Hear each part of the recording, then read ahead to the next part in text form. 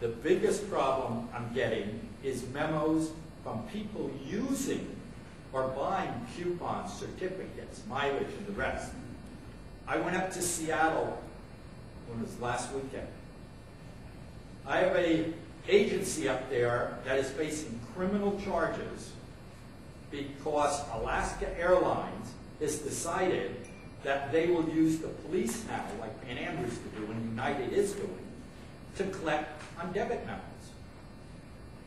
This man went to Nordstrom and what is it, Gotcha? Anybody from around there? There's a store, Gotchic's or something, not Gotcha, Gotchic's or something, that had coupons. And he said, can I have a bunch of those? Sure. And they would give him piles of coupons. And he used those because it was money off of the tickets. That's what they were for. Airline was getting above its $20, $25 by allowing $75 off on an $800 ticket. They were still making money. And then, all of a sudden, a competitor said, why are they getting to sell cheaper than I? And Mr. and Mrs. Finke or Finkor down the corner went to Alaska and said, we cannot compete. They're giving $50 off this $800 ticket. And Alaska files a criminal report, and I'm trying to defend it. And I went up there to the detective, and I said, here's where the coupons are. They're making money on it. I think they're using you, Mr. Detective, as a collection agency. And with all your years in the department here, I didn't think that's what you trained for. No, we're not a collect. Good, I'm glad to hear that. So I hope it gets thrown out. But I also have a couple of cases down here where United turns them over to the police, and they come crying, you know, we're United, we're the flag carrier, you know, we're going broke because of all these thieves. And they don't understand ticketing. Well, who the hell am I? We don't understand ticketing most of the time. If the computer doesn't tell you, we don't understand. Try doing some round-the-world ticketing and understand, you know, how you got that fair basis. No, that's what it says, that's what we use. But when they're coming and turning these into criminal matters now, and you, the accounting person where the debit memo comes and you don't know whose box to stick it in, I'd like to tell them where to stick it in, but we don't do that. We're a law office, and we occasionally do tell them what to do with them. But I'm telling you that you've got to protect yourself more. Because what's happening, the rep that lets you use the convention fair for the last 6 years sends you a list every month of conventions. And you see, yeah, February, there's a global wear in, you know, San Francisco. Somebody go to San Francisco, you use that. They do it. But then that rep leaves. And all of a sudden, somebody says, oh, those are all convention fairs. And what happens? You get a $300,000, $400,000. I've got one with a $2 million debit memo.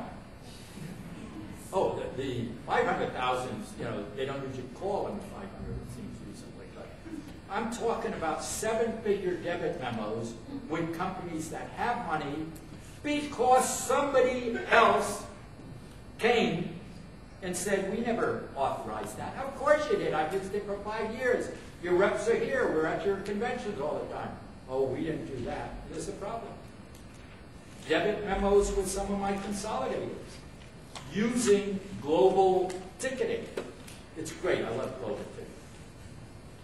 But the ticket you bought may not have an override agreement if it goes to a consumer on the West Coast when it was only meant for Europe. When it's outbound Europe and you're selling it to somebody from the West Coast to go Europe and back, then they start sending hundreds of thousands of dollars worth of memos to that consolidator who then comes to you. Be very careful. I love consolidators from the beginning. I've always used them, but you've got to be careful. There's some of them out there that are problems. New to the industry that don't have the reputations, there's a couple of them that are here, are dangerous.